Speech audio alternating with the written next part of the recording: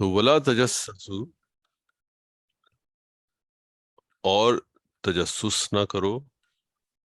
ولا یغتب، یغتب جو ہے یہ بھی اردو میں جو غیبت کا ورڈ ہے وہ یہیں سے نکلا ہے. یغتب یہ اصل میں فعل ہے، اور اردو میں اسی سے ملتا جلتا ورڈ غیبت استعمال ہوتا ہے. ولا یغتب، اور غیبت نہ کرو. ولا یغتب، اور غیبت نہ کرو. بعضکم بعضا، تم میں سے بعض کی، تم میں سے کچھ دوسروں کی، یعنی ایک دوسرے کی، ایک دوسرے کی. اچھا، یہ الفاظ جس طرح سے استعمال ہو رہے ہیں نا عربی میں، قوم من قوم، بعضکم بعضا،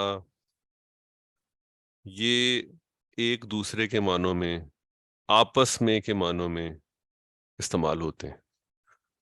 تو اس کو بالکل اردو میں اگر آپ ٹرانسلیٹ ایسے ہی کریں جیسے کہ یہ نظر آ رہے ہیں تو ذرا تھوڑا سا یعنی شاید ہماری روٹین سے ہٹ کے ٹرانسلیشن ہوگی. روٹین سے ہٹ کے کا مطلب تم میں سے بعض کی غیبت نہ کریں. اب وہ بعض کی غیبت کرنا جو ہے وہ ذرا اردو میں استعمال اس طرح نارملی ہم کرتے نہیں ہیں. ہم کرتے ہیں ایک دوسرے کی. تو یہ ٹرانسلیشن زیادہ واضح ہوتی ہے. مطلب آئی تھنک کلیئر ہو گیا سب کو، لیکن بعض اوقات کسی ٹرانسلیشن میں آپ لکھا ہوا دیکھیں تو وہاں پہ لکھا ہوگا کہ تم میں سے بعض کی نہ کریں. وہاں پہ تھوڑا سا محسوس ہوگا کہ شاید یہ کوئی، کیونکہ روٹین میں ہم یہ ورڈز اس طرح استعمال نہیں کر رہے ہوتے. تو ولا یغتب بعضکم بعضا، اور مت غیبت کرے تم میں سے لوگ، یعنی تم میں سے کوئی دوسرے کی، تم میں سے کوئی دوسرے کی غیبت نہ کرے، یعنی تم ایک دوسرے کی غیبت مت کرو.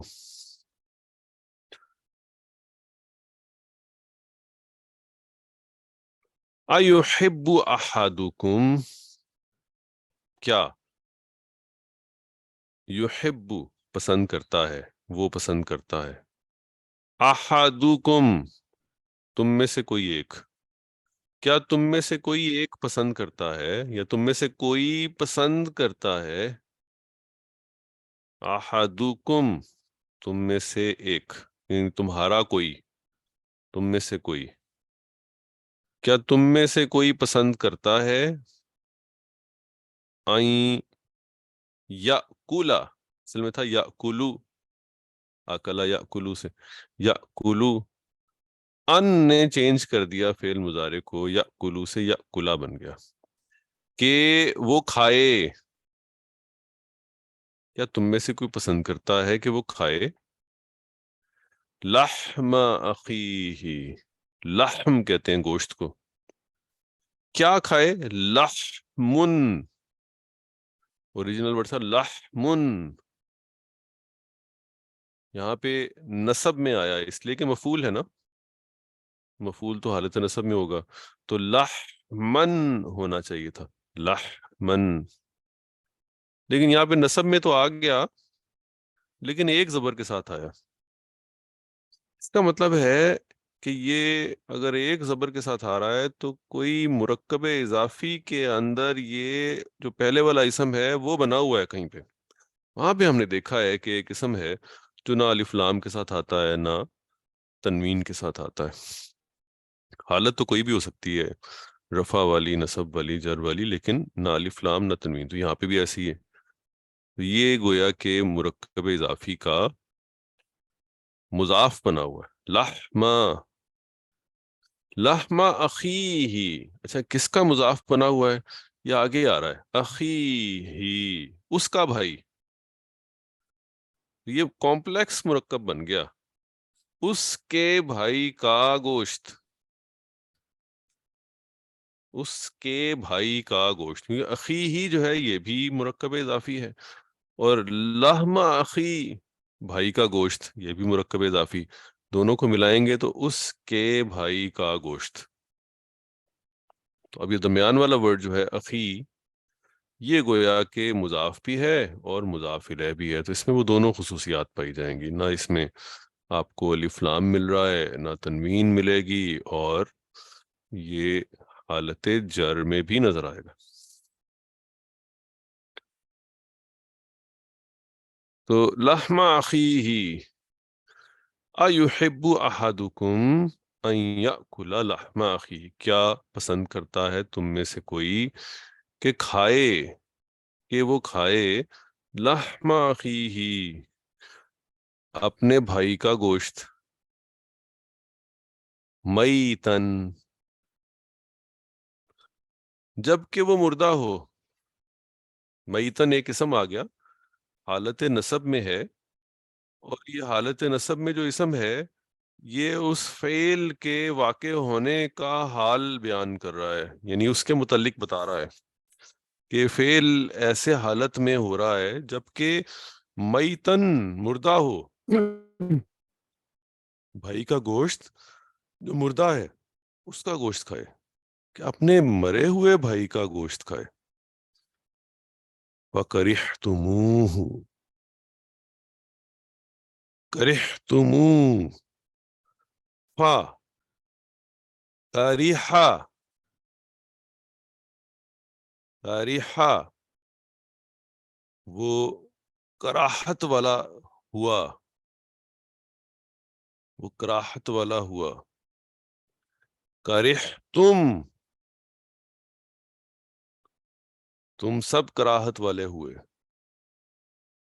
یعنی تم سب کو کراہت آئی۔ فَكَرِهْتُمُوهُ، تو تم سب کو کراہت آئے گی اس سے، تم سب کو کراہت آئی اس سے، ماضی کا صیغہ ہے لیکن ٹرانسلیٹ ہوگا نا تو ذرا اس طرح ہم کریں گے تو زیادہ واضح ہوگا۔ تم سب کو کراہت آئے گی اس بات سے، کراہت ہوگی اس بات سے، یہ برا لگے گا۔ ایحب احدکم ان یأکل لحم اخیہ میتا فکرہتموہ، یہ چیز جو ہے یہ تمہیں، یا یہ کتنا برا لگے گا تمہیں، کتنا کراہت والا لگے گا تمہیں گوشت کھانا یا گوشت۔ گویا اب دیکھیں کہ غیبت کرنا جو ہے، غیبت کو سب جانتے ہیں، پیٹھ پیچھے کسی کی برائی کرنا، کسی کی وہ برائی کرنا جو اس میں نہ ہو، جو اس میں ہو، جو اس میں نہیں ہے، اگر وہ برائی کی ہے تو وہ تو بہتان ہے،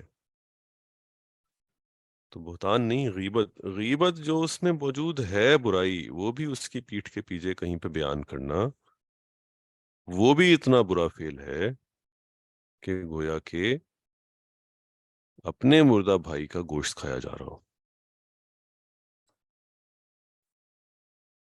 اور بہتان جو ہے وہ تو اس سے بڑھ کے برا ہے، ایک چیز کسی میں نہیں ہے اور وہ اس کے بارے میں پورٹرے کی جائے، اس کے بارے میں پروپیگیٹ کی جائے، وہ بہت بڑا گناہ ہے، غیبت سے بھی یقیناً بڑا گناہ ہے۔ تو ولا یغتب، اور نہ غیبت کرے بعضکم بعضا، ایک دوسرے کی، تم میں سے ایک دوسرے کی کوئی غیبت نہ کرے۔ ایحب احدکم، کیا تم میں سے کوئی پسند کرے گا، ان یأکل لحم اخیہ، کہ وہ کھائے گوشت اپنے بھائی کا، میتن، جبکہ وہ مردہ ہو، کرہتموہ، تو یہ تمہیں ناپسند ہوگا۔ واتقوا اللہ، اور اللہ سے ڈرو، ان اللہ تواب الرحیم، بے شک اللہ بہت توبہ قبول کرنے والا اور مہربان ہے۔ بس یہ آیت نمبر 12 تک ہم آج پڑھیں گے، ابھی باقی جو وقت ہے کہ اگلا ٹاپک جو اب تھوڑا سا فرق ہو جائے گا۔ اب ان چیزوں پہ جو ہم نے پڑھی ہیں، چونکہ بہت سی انسٹرکشنز ہیں اکٹھی، ان کے اوپر اگر کسی نے کوئی چیز اسٹڈی کی ہو کسی تفسیر میں تو وہ پلیز شیئر کیجئے گا، کوئی چیز بتانے والی ہو اس میں جو آپ نے پڑھی ہو، آپ بتانا چاہتے ہو تو پلیز شیئر کیجیے، اور اگر کوئی کوشچن ہو تو وہ بھی ہم لے لیتے ہیں.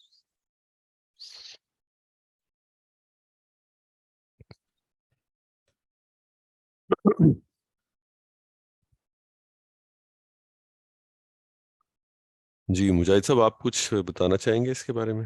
جی میں انشاءاللہ یہ اچھا شیخ صاحب، اس میں جو کرے تمو ہے نا، پہلے یہ بات کر لیتے ہیں. تو یہ وہ گرامر والے کہتے ہیں کہ کرے تم ہی تھا، بیسیکلی کرے تم تھا، لیکن واؤ کا اضافہ اس لیے پڑھ لیا لگایا گیا تاکہ روانی سے پڑھا جا سکے. جی جی یعنی بالکل ٹھیک. کرے تم ماضی جمع مذکر حاضر کا صیغہ تھا، تو یہ کرے تمو میں جو واؤ لگا ہوا ہے وہ واؤ کا اضافہ روانی سے پڑھنے کے لیے کر دیا گیا ہے. جی بالکل ایسا ہی ہے، قرآن پاک بالکل میں ایسا ہی. ایک اور دو جگہ اور بھی اس طرح ہوا ہے، تو اس طرح سے ہے. تو یہ بات ہو گئی. اور دوسری چیز یہ تھی کہ جو عصا ہے، اگر اس پہ تھوڑی سی اجازت دیں تو بات کر لوں، جی کیونکہ یہ پلیز. کافی اہم فعل ہے. اور جس طرح آپ نے بتایا کہ یعنی کہ یہ عصا جب آتا ہے تو اس کے بعد جو بھی بات بیان کی جاتی ہے اس میں اس کام کے قریب ہونے کو ظاہر کیا جاتا ہے. اور یہ بھی عصا جو ہے نا، یہ دو طرح کے ہیں. وہ کہتے ہیں ایک تو عصا جو ہے فعل، یہ تو فعل جامد تو ہے ہی ہے، تو کبھی یہ فعل ناقص کے طور پہ آتا ہے اور کبھی یہ فعل تام یعنی مکمل فعل مطلب آتا ہے. اور فعل ناقص تب ہوگا کہ ہمیں پتہ ہے کہ جب فعل ناقص ہوتا ہے تو اس کا ایک اسم ہوتا ہے اور اس کا جو ہے خبر بھی ہوتی ہے. تو اگر فرض کریں کہ اس کا اسم اور خبر نہ ہو تو پھر تو وہ پورا فعل ناقصہ نہیں ہوگا، بلکہ وہ پورا مکمل ایک ہوگا، فعل کے طور پہ آئے گا یہ. لیکن جیسے ہم نے دیکھا کہ قوم عسا ان یکونو، تو اب یہاں پر جو تھا نا ان یکونو جو تھا خیرم اس کی خبر تھی، اور یکونو جو تھا نا یہ ان یکونو جو تھا یہ وہ تھا، تو اس لیے اس کا جو تھا یہ وہ تھا یہاں پر ناقص کے طور پہ یہاں پر آیا. تو یہ بات ہی ہو گئی. باقی جو آپ نے کہا ہے کہ اس کی تفسیر کے طور پہ میں دیکھ رہا تھا تو اس میں کیونکہ جو پچھلی آیات تھیں اس میں مسلمانوں کے کمبائن معاشرے کی بات ہو رہی تھی، اور جیسے کہ آپ نے ابھی بتایا کہ یہاں پر جو جیسے کہ ہے کہ قوم من قومن، یا جیسے کہ ابھی آگے آ گیا بعض حکم بعضن، یعنی کہ آپس کی بات ہو رہی ہے ایک دوسرے کی آپس میں، کیونکہ معاشرہ ہے مسلمان معاشرے کی بات ہو رہی ہے، تو اس لیے اتنا اچھا اسلوب اللہ پاک نے استعمال کیا کہ ایک دوسرے کے متعلق ہی یعنی کہ اسی معاشرے کی امپرومنٹ کے لیے اس میں جو چیزیں ہونی چاہیے اس کی بات ہو رہی تھی. اور پہلے بھی اسی طرح کہا تھا کہ اگر ان میں لڑائی ہو جائے تو ان میں صلح کروا دیا کرو. اور پھر ابھی بھی جو آیت نمبر 11 میں جیسے کہ آپ نے بتایا کہ مذاق نہیں اڑانا، ہم نے عیب جوئی نہیں کرنی اور چڑھانے والے نام نہیں رکھنے، کیونکہ وہ اللہ پاک فرماتے ہیں کہ ایمان کے بعد تو برائی کا نام بھی برا ہے. تو جب اللہ تعالیٰ نے ہمارے دلوں کو تمہارے دلوں کو ایمان سے مزین کر دیا ہے تو ہم نے ان گندگیوں کی طرف بھی مت جاؤ. اور یہ بات ہم نے کی. اور یہ تینوں چیزیں ایسی ہیں جو معاشرے میں تقریباً روبرو کی جاتی ہیں، یعنی کہ پہلی جو آیت نمبر 11 ہے اس میں تینوں چیزیں، مذاق اڑانا، عیب جوئی کرنا یا چڑھانے والے نام رکھنا، یہ تینوں روبرو چیزیں ہوتی ہیں. تو اور پھر کہا کہ یہ اگر وہ باز نہیں آئیں گے تو اللہ کے نزدیک وہ ظالم ہیں. پھر اس کے بعد جو ہے ہمارے پاس آ گئی صورت ہے آگے آیت ہے 12، اس میں بھی یہی ہے کہ باقی مزید 3 چیزوں کی بات کی، جیسے کہ آپ نے ذکر کیا کافی کہ زن سے بچو یعنی گمان سے بچو، اور جس کو کہ کہتے ہیں کہ یہ قلبی تہمت ہوتی ہے کہ جیسے آپ نے حسد سے مثال دی کہ دل کے اندر ہی اس طرح کہنا، اور یہ بھی معاشرے کی سطح پہ ہے. اور پیٹ پیچھے جو ہے مسلمان بھائی کی برائی نہ کرو. کیوں؟ کیونکہ وہ مومن بھائی تو کی عزت پر حملہ ہے، کیونکہ وہ اس وقت غیر موجود ہے، وہ اس وقت موجود ہی نہیں ہے کہ اپنا دفاع کر سکے. اسی لیے اس کو کہا کہ وہ بالکل ایسا ہے جیسے مردہ. تو اب مردہ تو یعنی غیر حاضر ہو یا مردہ ہو ایک ہی برابر ہے، تو وہ تو اپنا دفاع ہی نہیں کر سکتا. تو اسی لیے کہا کہ کیا تم پسند کرو گے کہ اپنے مردے بھائی کا گوشت کھاؤ. تو اور یہ تینوں چیزیں جن سے روکا گیا وہ ایسی ہیں جو کہ پیچھے کی جاتی ہیں، آگے جو باتیں آئیں. تو پھر کہا کہ اللہ تعالیٰ تو بہت معاف کرنے والا اور تواب الرحیم ہے. جی جزاک اللہ خیر جی، بہت شکریہ جی. اور اگر کوئی شیئر کرنا چاہیں، کوئی کویشچن ہو تو دیکھ لیتے ہیں، ادروائز ہم کلاس ختم کرتے ہیں آج کی، اور انشاءاللہ اگلے ویک ہم آیت نمبر 13 سے اس کو آگے لے کے چلیں گے.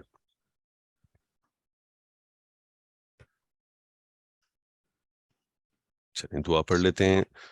سبحانک اللہم و بحمدک سبحانک اللہم و بحمدک نشہد ان لا الہ الا انت نشهد أن لا نشهد إله لا إلا أنت الہ الا انت نستغفرک ونتوب الیک. نستغفرك نستغفرک ونتوب إليك. ونتوب الیک. بہت جزاک اللہ شکریہ جی. خیر. السلام علیکم ورحمۃ اللہ وبرکاتہ. وعلیکم السلام وعلیکم ورحمۃ اللہ السلام.